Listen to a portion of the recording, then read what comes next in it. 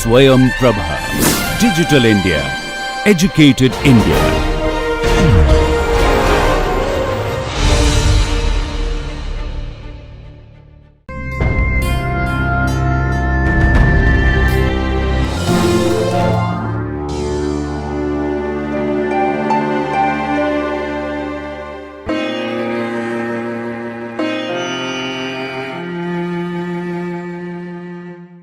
Today's lecture, Micro and Macroeconomics, Module 1, Lecture 2. In the last lecture, we have already studied about the concept of economics, the nature and scope of economics. Now here we'll discuss what is micro and macroeconomics.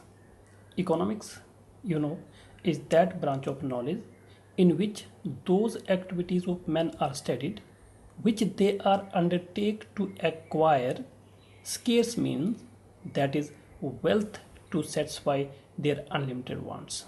We know human wants are unlimited, and to satisfy these unlimited wants, limited resources we have. So how the human satisfy their unlimited wants with limited resources is the subject matter of economics. If you see the dictionary meaning of the term of economics refers to that science which studies human activities relating to wealth. As Adam Smith, father of economics, has also defined, economics is an inquiry into the nature and causes of wealth of nation. So the basic concept we know, but let us discuss what are the important branches of economics, that is micro and macroeconomics. Here we'll try to learn that what is microeconomics, what is macroeconomics, the difference between micro and macroeconomics, scope and limitation, importance of the micro and macroeconomics. The Ragnar Frisch, a person who has divided economics into two important branches, two parts, microeconomics and macroeconomics. Micro is derived from the Greek word macros, M-I-K-R-O-S, meaning small. It means the subject matter which deals with the small part of the economy is microeconomics, whereas macro from macros, M-A-K-R-O-S, meaning large, the subject matter which deals with the large part as a whole of the economy is macroeconomics. Now let us discuss one by one in detail about the microeconomics and macroeconomics. In microeconomics, we study economic behavior of an individual firm or industry in the economy. It is the study of particular unit rather than all unit combined. All unit combined is the subject matter of macroeconomics. In micro, we'll study the individual person, the firm, the price, demand, supply, etc. It deals with, microeconomics deals with the analysis of small individual unit of economy, such as particular firms, particular household, individual prices, wages, income, individual industries, and particular commodities, etc. Meaning why microeconomics deals with individual, the problem of individual, whether the firm, whether the person, or maybe the industry. So microeconomics, in the words of Shapiro, deals with small part of the economy. It looks at the economy through a microscope to analyze how the millions of people or how the millions of the unit in the economy play their role, play their part. Now, the subject matter, scope. The scope of microeconomics we can study by dividing in the two subheads.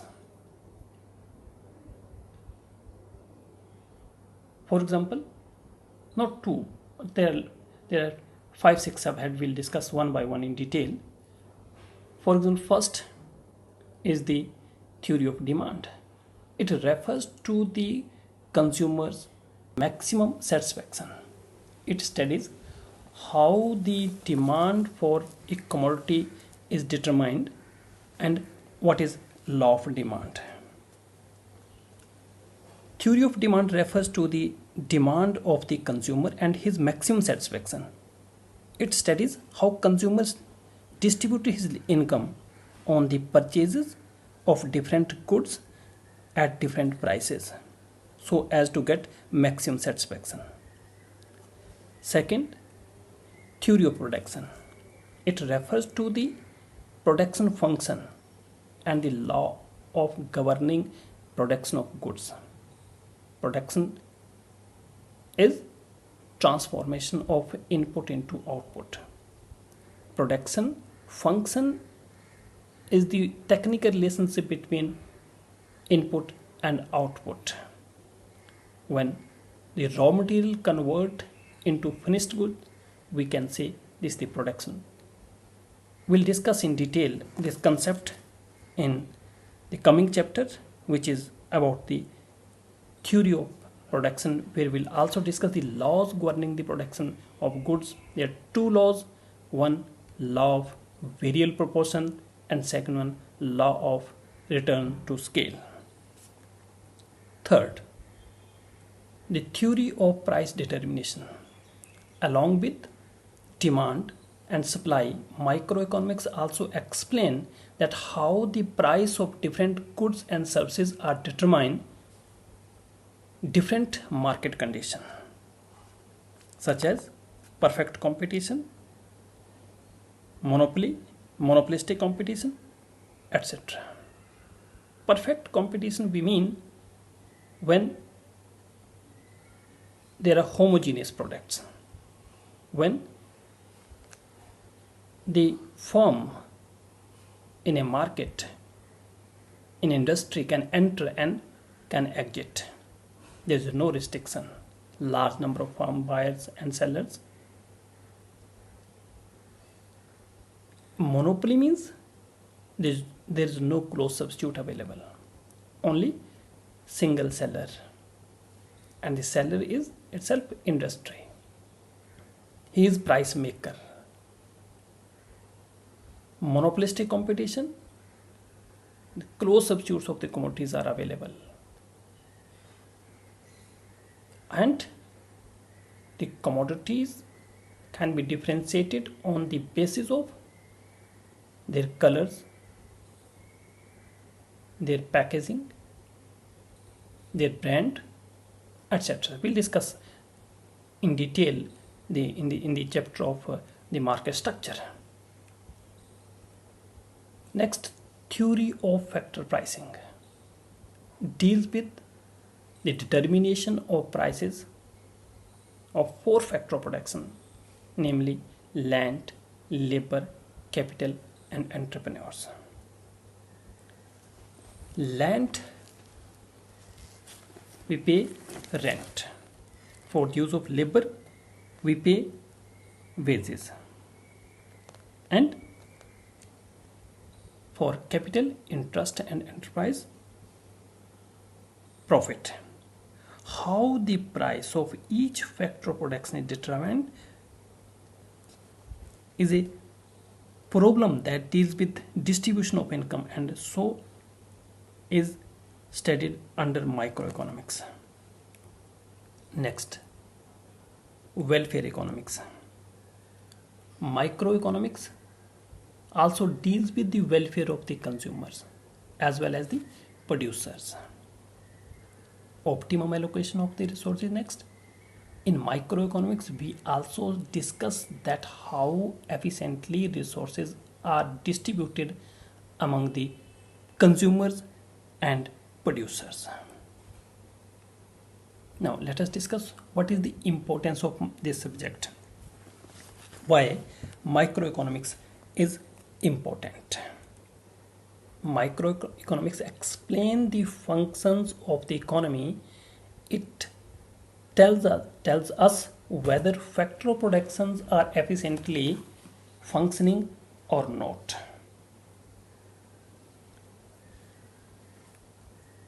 Second, prediction, forecasting. Predictions are made on the basis of the theory of microeconomics. Predictions are always based on certain conditions. That is, if a cause occurs, then a set of results will follow. For example, demand increases, prices are also likely to increase, or maybe higher the price, lower the demand, and lower the price, higher will be the demand. Next, microeconomics also helps business to understand why consumers choose to spend their money and on what. The study of microeconomics also helps in formulation of economic policies like fiscal policies, monetary policy, income policy, price policy, etc. The study of microeconomics also suggests how the welfare of people can be achieved in the economy. Now, but there are some limitations of this subject. Unrealistic assumption. Microeconomics is based on unrealistic assumptions. Many economic variables are assumed to be constant. We assume, for example, if we study the law of demand, then we assume that there is no change in the taste and preference of the consumer, there is no change in the income of the consumer, there is no change in the price of related goods, etc., etc. So there are a lot of assumptions on which this theory is based. We have to assume that yes, these things are constant. Second, limited scope. Many economic problems like policies are out of its scope, like fiscal policy, monetary policy, unemployment, poverty as a whole. This is the beyond the scope of economics.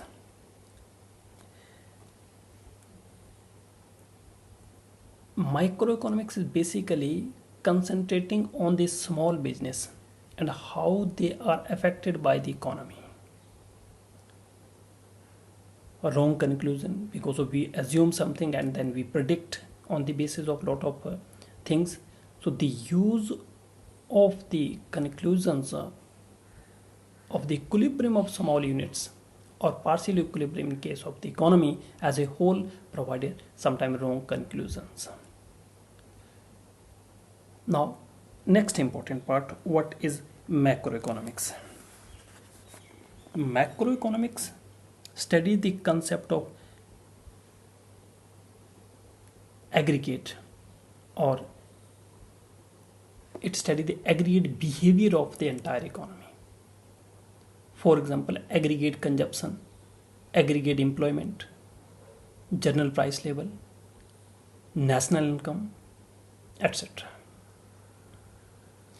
It is the analysis of entire economy, entire system, the overall condition of an economy, the total investment, the total production of the economy. Whereas micro is individual, the problem of individual. Here macro is aggregate as a whole. Macroeconomics analyzes the entire economy like total national income, total output, aggregate consumption, saving, investment, etc. In short, we can say macroeconomics examine the forest as a whole, as a forest, not the trees individually. The individual tree is the study of microeconomics, but macroeconomics study as a whole forest, as a forest means as whole economy, whole of the industry, whole of the world, not single entity. Now let us discuss the subject matter or scope of macroeconomics. It is the study of overall economic phenomena as a whole rather than its individual part. It include theory of national income and output. Macroeconomics studies the concept of national income and its different element method measurement, production method, consumption method, distribution method. We'll discuss one by one in maybe coming lectures. The theory of general price level, the problem of related to inflation, the problem of related to deflation. Inflation we mean when there is a continuous rise in price. The prices of the commodity when continuous increases, we call it inflation. And deflation, in inflation, you know that the consumer, they may be in a loss, but producer will get benefited in the short term. Deflation, prices of the commodities reduce. There is no demand in the market. Next is theory of employment, the problems of employment and unemployment, the factors determining the employment. Employment we mean when needy person will get job according to his or her ability, education, training on the prevailing wage rate, then we can say the person is employment. Prevailing wage rate is very, very important. When the person will not get job according to his or her qualification, his or her the training or education on the prevailing wage rate, we can say the person is unemployed. Various employment we have in India, for example, structural unemployment. We have unemployment in India due to change in structure of the economy. We have disguised employment. Disguised employment means the productivity of the labor are near about zero. For example, in agriculture, the lot of persons are working and maybe their production, their productivity, their role in that area may be negligible. Frictional unemployment we have. The demand is less as compared to supply. There is more supply in the market. So frictional unemployment when supply exceeds the demand. We have seasonal employment due to change in season. And there are various unemployment, educational employment. So we'll discuss in the chapter of theory of employment. This is the subject, important subject matter of macroeconomics. Theory of money, which include the demand and supply of money. Functions and theories of money. Classical say that money is nothing but it is a medium of exchange. Money is neutral, means any increase or decrease of money in economy will not affect the real fact of the economy. But the modern economics says no, money cannot be neutral. Money has a capacity of storage. Money has a capacity of the value of, we can convert any things in terms of money. So money is very, very important, which is the subject matter of macroeconomics. Theory of balance of trade and the payment. Balance of trade is the balance of export and import only. And balance of payment include entire all the transactions of a particular country with the rest of the world during a given period of time. That is, in 1 year, how much transaction take place between two countries. That is, we enter all the transactions, economic transactions, in the balance of payments of the country. But only economic transactions and legal transactions. The balance of payment does not include the illegal transactions, or which cannot be converted in terms of economic terms, cannot include all these concepts in balance of payment. Even the tariff is again the subject matter of economics. Tariff is a kind of tax which imposed importable as well as exportable commodity. But generally, it imposed by the government only the importable commodities.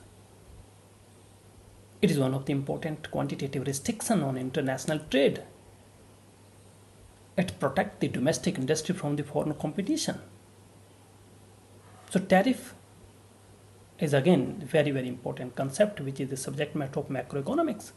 Protection. Along with tariff, there can be an import quota. There can be some other restrictions. Free trade policies. Free trade means when there is no restriction in international trade, that is free trade.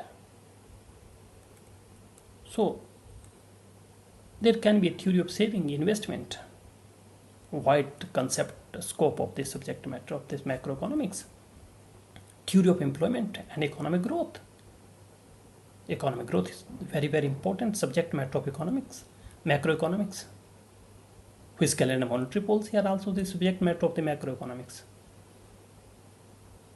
So we mean that macroeconomics has wide scope. Now, why the macroeconomics is important?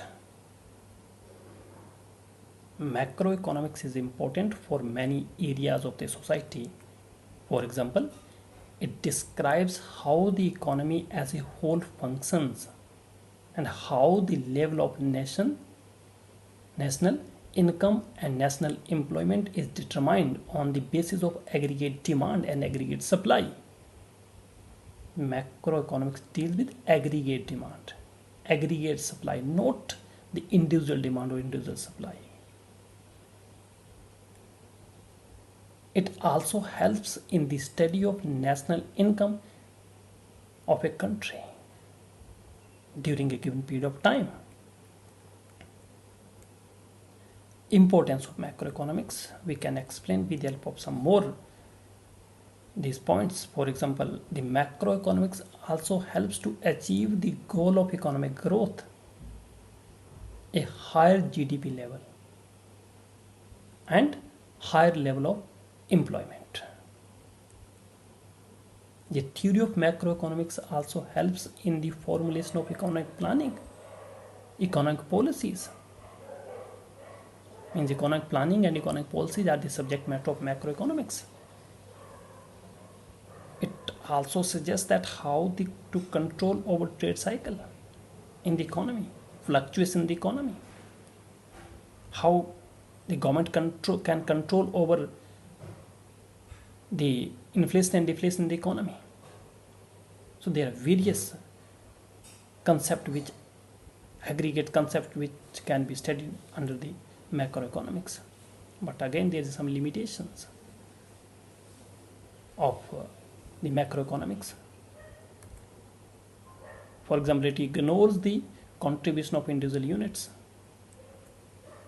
The most of macroeconomic models have theoretical and significance. Only the theoretical significance, not practical significance. They have very little use in practical life. Several conclusions of macroeconomics are based on the sum of total individual. So these are some important subject matter. Let us discuss that how we can differentiate between micro and macroeconomics. Microeconomics, as we know, is the branch of economics which is concerned with the behavior of individual entity, such as firm and household. The problem of individual firm, the problem of individual household. Whereas macroeconomics is the branch of economics which is concerned with the overall performance of the economy, such as general price level, aggregate saving, aggregate demand. Microeconomics deals with small part of the economy. It is the branch of economics which is concerned with the behavior of individual entities such as firm and household only. Whereas macroeconomics is the branch of economics which is concerned with the overall performance of the economy, such as general price level, aggregate saving, aggregate demand. Microeconomics explain the interrelationship between the economic units like consumers, commodities, firm, industries, and market, etc. Whereas macroeconomics explain about the total national income, aggregate demand and supply, general price level, total employment, etc. Microeconomics analyzes the conditions for efficiency in consumption and production, whereas macroeconomics analyzes the fluctuations and trends in the overall economic activities in a country.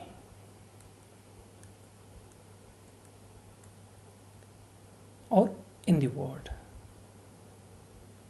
Microeconomic theory describes the product pricing and explain the theories of demand, production, cost individually. Factor pricing, which explain the concept of wages, how the wage is determined, rent, interest and profit, and theory of economic welfare. Macroeconomic theory describes the theory of income, employment, to explain the economy-wide consumption and investment, the theory of general price level and inflation, theories of economic growth, and the macro theory of distribution. So in these chapters we have basically discussed that what is microeconomics and what is macroeconomics. What are the subject matter of microeconomics and what are the subject matter of macroeconomics, which is very, very important. These are the base of this economics. The field of economy is, as the Ragnar Fresh has divided in 1933 into two areas, that is microeconomics and macroeconomics. In this chapter, we have also discussed the scope and importance and limitation of both. Microeconomics and macroeconomics play a very important role in the economy as a whole. And these both are interrelated. There is a interdependence between micro and macroeconomics. Lot of concepts are dependent with each other.